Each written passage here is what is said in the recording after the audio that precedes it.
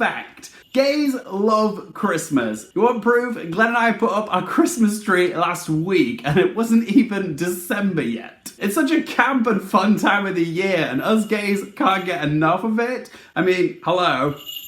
Camp is Christmas, right? So it's about bloody time we had a star-studded, seasonal, situational comedy from an LGBTQ perspective. It's time to talk about Happiest season. Jingle bells, jingle all the way. God.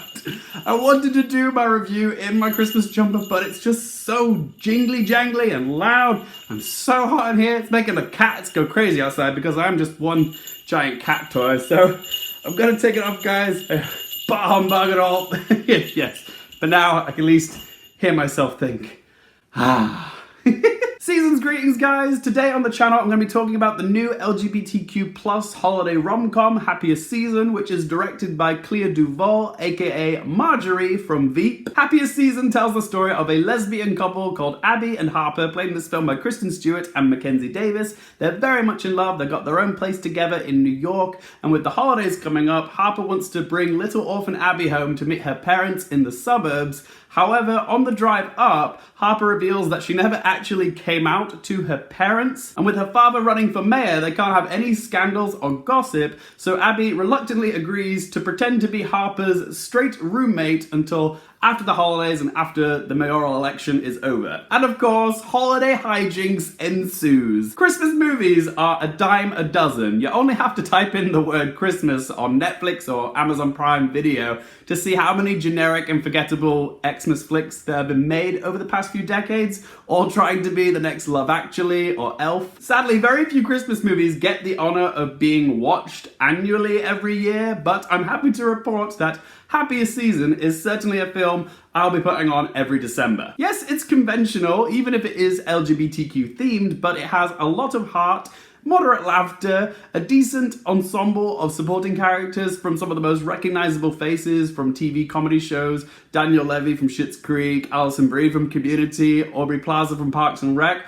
all of whom are great in this. The movie doesn't require too much from you, it's nice and light, and it also has its emotional moments too. Christmas is that joyful yet stressful time of the year where families are closest but also at each other's throats. And that's what Happiest Season is in a nutshell. It's a story of a family coming together and getting on each other's nerves, things feeling a bit weird and awkward, and so many real life families can relate to that. So let's talk positives and negatives. We'll start off with the negatives. What didn't I like about Happiest Season? Well, to start with, there is a lot of cliched dialogue in this. Like, you have a scene where a character ends the scene by saying, "How bad can it be?" And then it cuts to the next scene with something bad happening straight away. And then you got another scene which ends with someone saying, "No more surprises," and then cuts immediately to a surprise. It's just very predictable, very hokey, very eye-rolly. There's also some scenes which feel quite frankly pointless, like the ice skating race between two of the sisters. All it does is tell us that the sisters are competitive with each other, but we don't even see who wins this race. It's such a non-event of a scene. We didn't need it. And also there's a scene at the mall with these two mall cops interrogating Abbie after it looks like she shoplifted something. And it features Jonah from Veep playing Jonah from Veep, but in a security guard outfit, as well as Lauren Lapkus, for some reason, the most thankless role she's ever had. I don't know why she's here, she's so above a role like this. But the scene is so unnecessary, and what's even worse, it's not even funny. It shouldn't have made it into the final product. I could have tolerated it if it was funny, but no, it's not. There's also some shameless product placement. My favorite being this random lady, I can't remember what her character name is. She's not even that important to the story, but she just randomly announces that she met her partner on Bumble, and nobody asked, nobody cared, and we got it anyway. It's the most forced, awkward bit of product promo I've seen in a movie. And at times, I found the character Harper difficult to sympathize with. She's putting her girlfriend Abbie in a supremely difficult situation for 5 days, but when they're at her mum and dad's house, she's so cold to her. I get that she's still in the closet to her parents, but she rarely puts herself in Abbie's shoes. Like when Abbie's having a really tough time with the situation and Harper is just so cold to her. It makes her very difficult to like. I can see more people rooting for Abbie and Aubrey Plaza's character Riley to get together because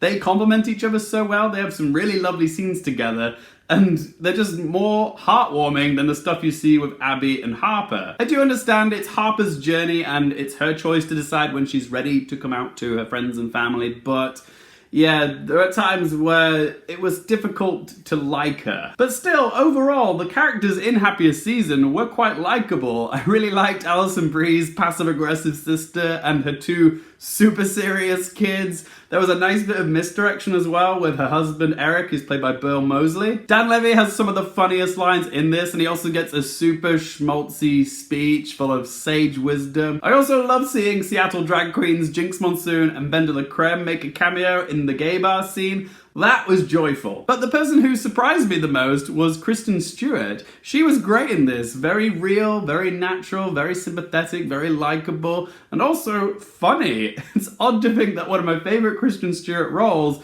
is in a festive holiday rom-com. So let's ask them 3 questions. Firstly, would I watch this again? Definitely. This is easy viewing, feel-good, festive fun. I had a gay old time with it. It's definitely gonna get watched every year. Question 2, do I recommend it for you guys? Absolutely. It's nothing revolutionary, but it is sweeter than a cup of hot chocolate. If you like movies like Love Actually or Four Christmases, then you'll probably enjoy Happiest Season. So I recommend it, yes. And question number 3, what score do I give it out of 10? Clea Duvall hasn't reinvented the Christmas movie. It is quite conventional, but she has made something cozy, comforting, and jolly. So I'm gonna give Happiest Season a score of 7 out of 10. But as always, guys, it's just one bloke's opinion. I would love to hear from you. What do you guys think of Happiest Season? Whatever you think of it, let me know in that comment section down below. Also, let me know what is your favorite Christmas film? And are there any other LGBTQ Christmas films that I do not know about? If there are, let me know in that comment section down below. If you guys enjoyed the video, hit the like button. If you want more movie and TV content just like this, don't forget to click